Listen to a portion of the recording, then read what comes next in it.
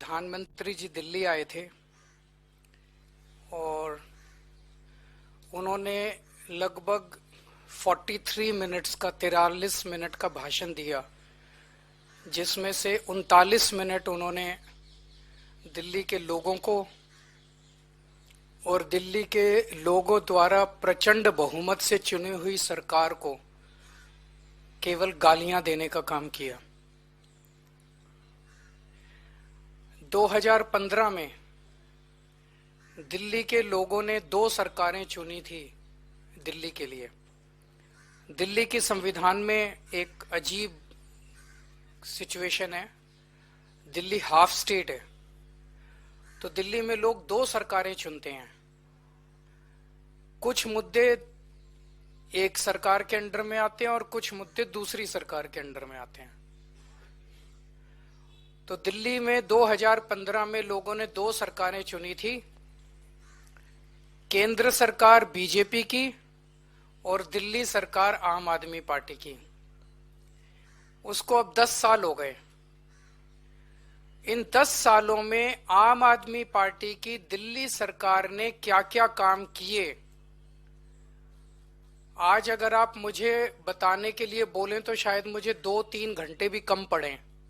इतने काम किए, इतने काम किए, इतने काम किए। शिक्षा में, स्वास्थ्य में, बिजली में, पानी में, सीवर में, सड़क, इतने काम किए हम लोगों ने कि मैं कई घंटों तक काम गिना सकता हूं।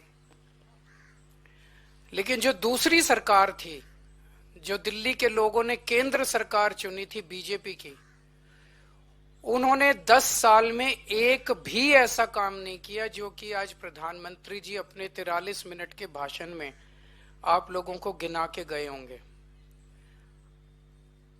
अगर उन्होंने 10 साल में काम किए होते तो शायद आज उन्हें दिल्ली के लोगों को इतनी गालियां देने की जरूरत ना पड़ती। वो अपने काम गिनाते, वो गालियां ना देते। जो व्यक्ति काम करता है वो गाली नहीं देता। जब कोई आदमी काम नहीं करता तो फिर उसे गालियां देनी पड़ती है। वो गालियों के बस पे चुनाव लड़ता है। 2020 में प्रधानमंत्री जी ने दिल्ली के लोगों से कई वादे किए थे। 2020 के विधानसभा चुनाव में भी आए थे। ये बीजेपी का संकल्प पत्र है। इसमें कई सारी बातें लिखी हुई है। इसमें प्रधानमंत्री जी कह के गए थे 2020 में, साफ साफ इसमें लिखा है 2022 तक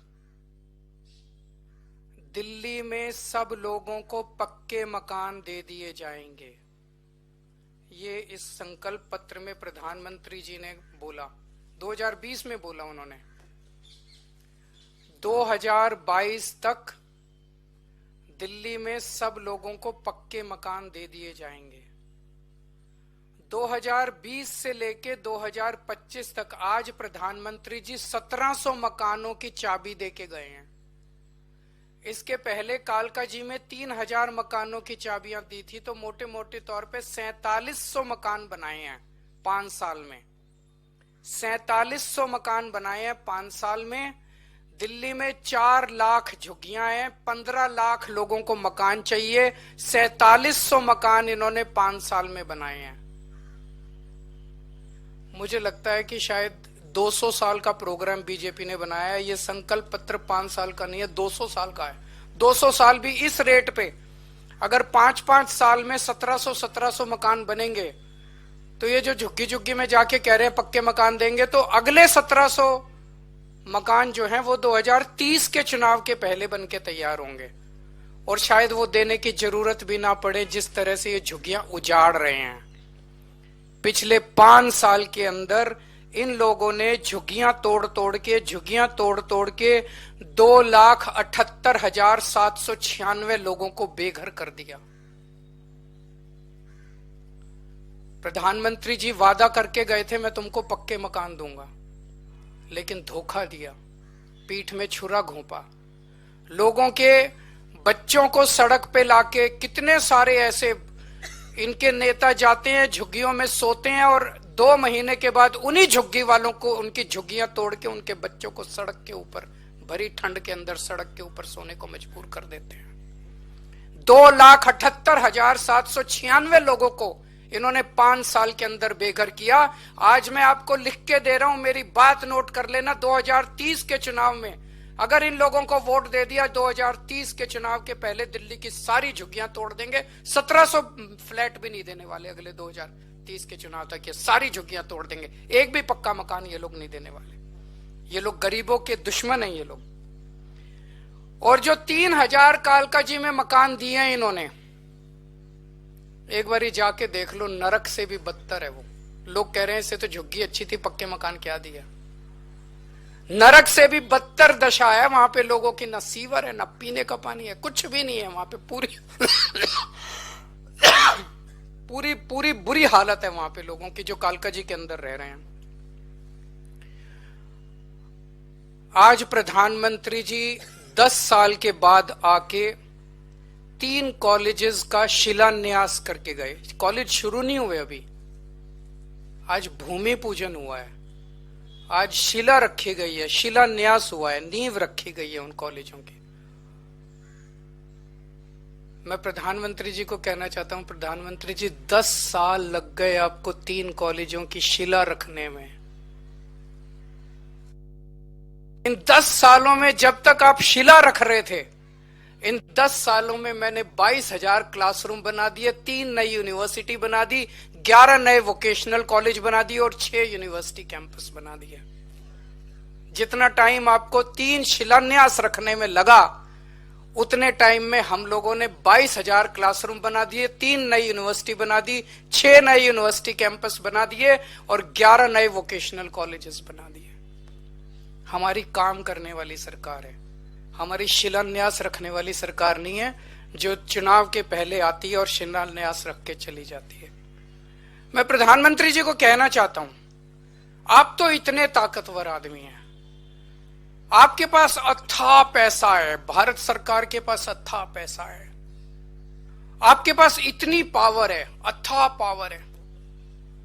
एलजी आपका, पुलिस आपकी, 7 MP दिल्ली के आपके।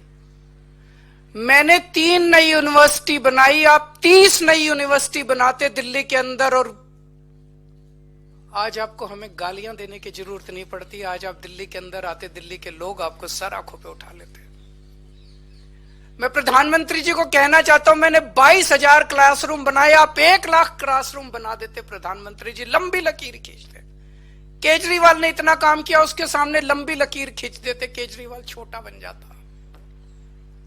लोग आपकी वाह वाह करते। आपको मुझे गाली 39 मिनट तक आपको गालियां देने की जरूरत ना पड़ती अगर आप कुछ काम करके दिखाते प्रधानमंत्री जी। आपकी वाह वाह होती। मैंने 530 मोहल्ला क्लिनिक बनाए 5 साल के अंदर दिल्ली में। आप 5,000 मोहल्ला क्लिनिक बना देते प्रधानमंत्री जी, आपकी वाह वाह होती दिल्ली के अंदर। केजरीवाल को, आम आदमी पार्टी को, झाड़ू को कोई पूछता ही नहीं। आपको मुझे गाली देने की जरूरत नहीं पड़ती। अगर आप, मैंने 5 नए अस्पताल बनाए पिछले कुछ सालों में, आप 50 नए अस्पताल बनाते दिल्ली के अंदर, प्रधानमंत्री जी आपकी वाह वाह होती। लोग कहते भाई प्रधानमंत्री ने बड़ा। आपको आज 39 मिनट तक केजरीवाल को और मोहल्ला आम आदमी पार्टी को और दिल्ली के लोगों को गालियां देने की जरूरत नहीं पड़ती। पिछली बार याद करो, इसमें भी लिखा हुआ है, इनके संकल्प पत्र में लिखा है, 40 पूर्वांचली समाज के साथ सबसे बड़ा धोखा किया है भारतीय जनता पार्टी ने। सबसे बड़ा धोखा पूर्वांचली समाज के साथ किया। हमारे उत्तर प्रदेश और बिहार के गरीब भाई दिल्ली में आते हैं, या तो पढ़ने आते हैं या नौकरी ढूंढते हुए आते हैं। उन्हें दिल्ली में किराए पे रहने के लिए जगह नहीं मिलती, तो वो कच्ची कॉलोनियों के अंदर सस्ते किराए पे या तो ले लेते हैं जगह और या खरीद लेते हैं सस्ती कच्ची कॉलोनियों के अंदर। तो कच्ची कॉलोनियों में दिल्ली के अंदर लगभग मोटे मोटे तौर पे सब पूर्वांचल समाज के लोग रहते हैं। दिल्ली के अंदर कच्ची कॉलोनियों में 2014 के पहले कोई काम नहीं होता था, नरक की जिंदगी थी।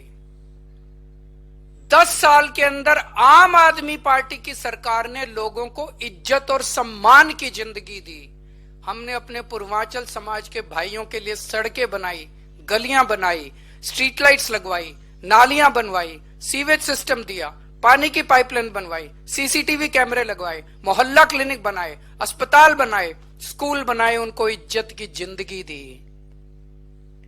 2020 में मेरे को याद है, शायद 5 दिसंबर का दिन था, जब हरदीप पुरी जी और ये आए थे और दिल्ली के लोगों को, पूर्वांचल समाज के लोगों को 2019 या 2019 के पहले वो प्रॉमिस करके गए थे 40 लाख दिल्ली की कच्ची कॉलोनियों के लोगों को हम मालिकाना हक देंगे, उनकी रजिस्ट्री कराएंगे।